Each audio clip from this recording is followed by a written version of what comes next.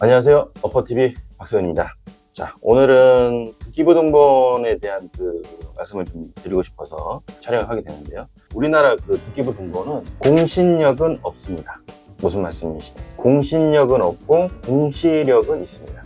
이게 이제 무슨 말이냐면, 공신력이라는 거는 법률적 공적 신뢰를 바탕으로 문서를 보관하고 이제 관리하는 건데, 공시력은 일정 내용을 공개적으로 이제 게시를 해서 누구나 일반인들도 볼 수 있게끔 하는 건데, 이 등기부등본에 이제 우리가 이제 올리는 그 내용들을 보시면 그 내용이 틀려도 문제가 없다라는 거예요.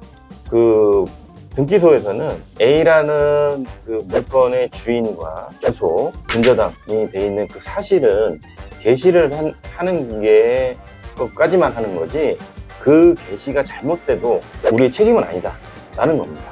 자, 그러면 근저당권이 위조를 해서 만약에 어떤 사람이 근저당을 본인이 말소를 했다 라고 해도, 그 말소된 물건을 제3자가 사도 그에 대한 책임은 없다라는 거예요. 그래서 서로 간이 문제가 되면 그 두 사람이 서서 소송으로 해서 손해배상을 받는 거지, 내가 이걸 책임을 내가 받냐라고 하는 거는 인정해주지 않습니다.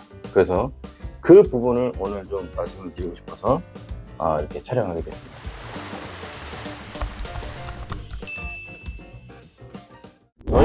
저는 이제 디벨로퍼로서 이제 건축주님들이 그러면 이 등기부등본의 이 공신력이 없는 부분을 어디까지 체크를 하고 우리는 또 어디까지 믿어야 되느냐 라는 부분을 좀 간략하게 말씀을 좀 드리겠습니다. 첫 번째는 매매, 우리가 이제 토지를 사게 되면 꼭 한 필지만 사는 거 아니고, 뭐 5필지, 뭐 많으면 뭐 10필지도 사서 이제 계약을 하게 되는데, 그 각각의 필지마다 내용이 다 다르지 않습니까? 아무런 근저당이 없는 필지가 있을 거고, 그 다음에 소유권이 공동해서 뭐 3명씩 이제 있는 데도 있을 거고, 그 다음에 어떤 분은 또 증여나 상속을 받아서 물건을 갖고 있는 분도 있을 거예요. 예를 들어서 근저당권이 하나도 없는 필지, 문제가 하나도 없겠죠.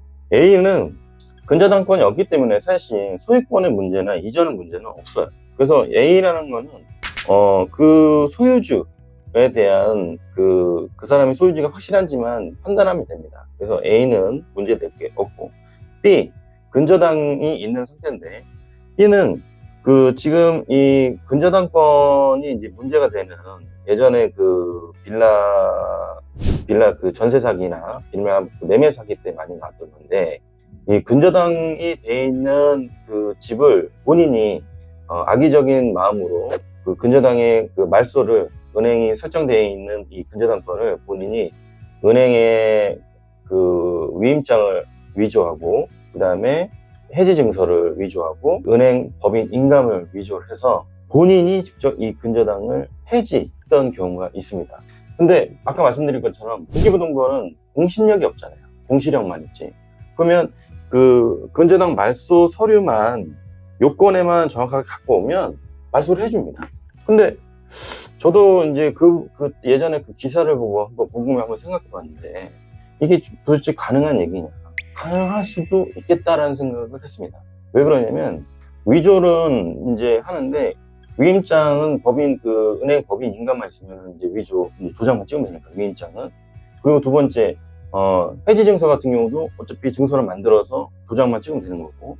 근데 근저당 등기 필증이라는 게 있어요. 우리가 이제 은행에서 근저당 설정할 때, 이제 거기서 이제 설정하면 나오는 근저당 등기 필증이라는 게 있어요. 그 필증은 은행에서 보관을 하고 있기 때문에 이거는 은행에서 절대 주진 않겠죠. 그래서 말소에 대한 서류의 요건에 필증이 꼭 들어가야 되는데, 이 필증을 대신할 수 있는 게 확인 서명이라는 게 있습니다. 등기 필증을 내가 어떤 사유로 인해서 뭐 분실했거나 뭐 훼손됐다 그러면 그걸 쓸 수 없기 때문에 이 확인 서명을 받습니다. 근데 거기에는 우문인이라고 해서 이제 지장이 들어가고요. 은행 책임자의 지장이 들어가고, 그 다음에 은행 도장이 들어갑니다. 그럼 여기서 법인 인감 도장 위조했다면 찍고, 우문인 찍는데, 이게 사실 이거 찍고 등기소에 갖다 주는데 그거를 가지고 그 사람들이 위조인지 아닌지를 판단을 할 수가 없다라는 거예요. 이 부분이 가장 큽니다. 그래서 이 근저당 말소를 마음먹고 한다고 하면 할 수 있겠다라는 생각이 들더라고요. 그래서 이 부분은 좀 심각한데, 이게 지금 법적으로 아직까지 이 공신력 있는 어떤 뭐 기관이 없어서 이 부분이 가장 미약한데, 이거는 꼭 한번 체크를 해 볼 필요가 있겠습니다. 그래서 설사 말소가 되더라도 정말 말소가 됐는지 은행에다가 확인하는 정도는 꼭 해보시는 게 좋을 것 같습니다. 그리고 제가 이제 계약을 하는데, 예를 들어서 이 매도자 측에서 이 물건을 뭐 최근에 구매를 해서 근저당을 설정 잡았는데, 최근에 내가 거래할 때 시점에서 말소가 됐다라는 것도 한번 이제 조금 살펴볼 필요가 있습니다. 그리고 근저당 금액이 내가 거래하는 금액의 한 70%, 80%가 이제 됐는데 말소가 됐다? 요거는 조금 이해가 되지 않는 부분이 있죠. 요건 한번 좀 은행하고 살펴볼 필요도 있지 않겠느냐라는 생각을 해봅니다. 그리고 아까 말씀드렸던 경우 C, 이 C는 뭐 좀 상속과 증여인데, 요거는 사실 뭐 이렇게 많이 있는 사례는 아닙니다. 부모로부터 상속을 받았는데, 뭐 부모와 그 아들 이제 자녀 간에 법적인 문제가 있어서 그 상속이 이제 취소될 수 있을 때, 이런 경우도 있어서 이제 이런 부분은 뭐 사실 뭐 알 수 있는 부분은 아니고 법적인 문제이기 때문에, 증여도 마찬가지고. 근데 가장 큰 문제는 부모님이 이제 연로하신데, 어르신분들이 이 토지를 정리할 때 그 계약을 하고 그때는 이제 정정하셨다가 여러 필지를 하다 보면 3개월, 뭐 6개월 후에도 잔금을 치를 수도 있고, 뭐 늦게는 뭐 1년도 걸릴 수도 있으니까, 그 사이에 갑자기 이제 몸이 아프시거나 병상이 있으셔서 잔금 시점에 본인이 인감을 직접 뛸 수 없는 상황이 있더라고요. 저도 그 매도자 분들 이제 계약할 때 이제 연세가 좀 있으신 분들은 조금 유심히 좀 보거든요. 어떤 부분을 보냐, 건강 상태를 좀 한번 계약할 때 좀 체크를 좀 합니다. 지금 뭐 어디가 많이 불편하신지, 아니면 지금 뭐 치료를 뭐 받으시는 건지, 이렇게 직접적인지는 않지만 이렇게 돌려서라도, 아니면 부동산을 통해서라도 이렇게 좀 이제 상황을 좀 면밀히 좀 물어보는 상황이에요. 왜냐면 그때 계약하실 때는 괜찮았는데 잔금 때 아프셔서 뭐 입원을 한다든가 뭐 수술을 해서 뭐 회복 상태여갖고 매도인감을 본인이 직접 떠야 돼요. 그런 부분 또한 한번 체크를 좀 해서, 어떤 뭐 수술이 잡혔거나 이제 몸 상태가 너무 안 좋으시다 그러면 잔금 일정을 조금 빨리 땡기는 뭐 이런 조율이 좀 필요하지 않을까 생각이 듭니다.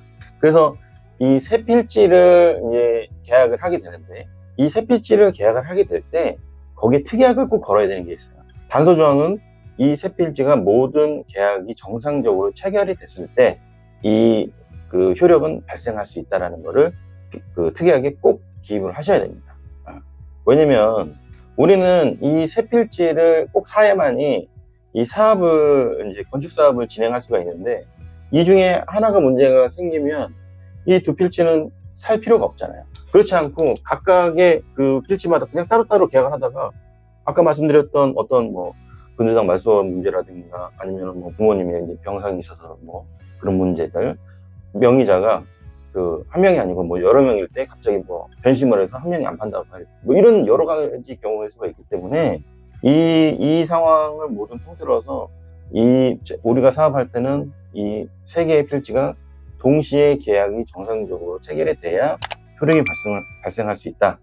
계약의 효력이 발생할 수 있다라는 거를 특약에 꼭 명시를 해서 계약을 하셔야 됩니다. 그리고 이제 그 잔금 시점에는 아까 말씀드린 것처럼 각각의 상황이 다 틀리잖아요. 그래서 이제 제가 있었던 거를 몇 가지 말씀드리면, 근저당이 이제 설정이 되어 있는데 그 은행이 아니고 개인이 설정을 해놓은 경우도 있어요. 그 말씀드린 이제 B의 근저당에 설정이 되어 있었는데, 거기에 제3의 어떤 인물이 홍길동이 1억의 근저당을 또 이제 설정을 또 해놓은 경우도 있거든요. 이럴 때는 어떻게 되냐? 그 사람에게 직접 중도금으로 주고 말소를 하는 걸 확인을 받아야 됩니다. 아니면 그 계약할 당시에 그 사람에 대한 내용을 별도로 당사자가 와서 만나든, 그 설정을 잡은 사람을 내가 근저당을 말소를 해줄 거니 당신은 근저당을 말소를 해줘야 되는 서류를 갖고 와라 라는 식으로 서류를 받든, 어떤 식으로든 그 계약서에 표기를 하고, 그 개인 간의 근저당 설정은 무조건 계약 당시에 불러서 정확한 문서를 작성해서 말소를 확인을 받아야 됩니다. 그래서 그 부분도 꼭 체크를 하셔야 되고요. 그리고 이제 잔금할 때 은행에다가 이제 저희가 이제 근저당을 설정을 풀기 위해서 은행에다가 이제 그 상환금을 입금을 하는데, 그 상환 입금하고 상환 입금 내역서를 꼭 받으셔야 됩니다. 그 은행에 발행하는 게 있어요. 그리고 이제 그 근저당 이제 설정하거나 우리가 말소할 때는 우리가 이제 그 법무사를 꼭 동행해서 가야 되는데, 보통 이제 그 각각의 지주별로 은행이 있기 때문에 그쪽에서 법무사가 나오는 것도 있게 하는데, 가장 중요한 거는 저희 쪽 법무사, 그러니까 우리 쪽 내가 섭외한 법무사를 대등을 해서 전체 계약을 우리 쪽 법무사를 통해서 할 수 있게끔 하는 게 안전합니다. 그래서 내가 이제 믿을 수 있는 법무사를 통해서 소개를 해서 우리 쪽 법무사를 통해서 법무 이전을 등기 서류를 꼭 받으셔야 돼요. 그게 가장 중요합니다. 왜냐면 법무사가 하는 역할이 서로에 대한 매매에 대한 그 동의를 각각의 문서를 받아서 이 사람이 중립적인 관계에서 모든 문서를 확인하고, 그 다음에 등기소에 가서 접수하고 말소를 하고 등기를 다시 신규 등기를 하는 거기 때문에, 그 한쪽에만 의사를 들어서 만약에 한쪽에만 서류만 받아서 뭐 이쪽에 있는 서류를 이 사람이 대신 받아서 해줬다, 이쪽은 동의를 받지 않고 서류만 받았다, 그럼 나중에 문제가 될 수가 있어요. 그러면 다 법무사 책임입니다. 그래서 법무사를 대등하는 거는 내가 부동산 이전을 동의한 거와 상대편이 부동산 이전에 동의한 거, 서로가 동의한 걸 가지고 법무 이전을 하기 때문에 그에 대해서 문제되는 거는 법무사가 책임을 집니다. 그래서 법무사를 꼭 대등해서 이제 그 잔금을 치를 때 등기 이전 서류는 꼭 우리 쪽 법무사를 통해서 하시는 게 가장 중요합니다. 그리고 이제 마지막으로 이제 그 매매 계약을 할 때 우리 그 건축주뿐만 아니고 전세도 마찬가지인데, 이게 이제 그 부동산 권리보험이라고 있어요. 부동산 계약 시 문제가 됐으면, 권리보험을 들어놓으면 문제가 됐을 때 이 보험사에서 지급을 해주는 부동산 권리보험이라고 있습니다. 하나손해보험에서 이제 그 상품을 취급하는데 3억 기준 뭐 한 15만 3,800원 정도 1회 납부하는 걸로 알고 있습니다. 요거는 한번 꼼꼼하게 체크를 하셔서 부동산 그 토지 거래할 때 한번 문의하셔서, 상품 문의하셔서 이제 한번 써보시는 것도 좋을 것 같습니다. 자, 오늘은 그 등기부등본에 대한 그 공신력과 공시력에 대한 그 내용을 한번 쭉 말씀을 드렸는데, 내 재산을 보호할 수 있는 거는 나만이 할 수 있고, 내가 좀 더 꼼꼼하게 체크를 하면 보호를 할 수 있습니다. 얼마든지. 오늘은 여기까지 하겠습니다. 다음에 더 좋은 내용으로 찾아뵙겠습니다. 감사합니다.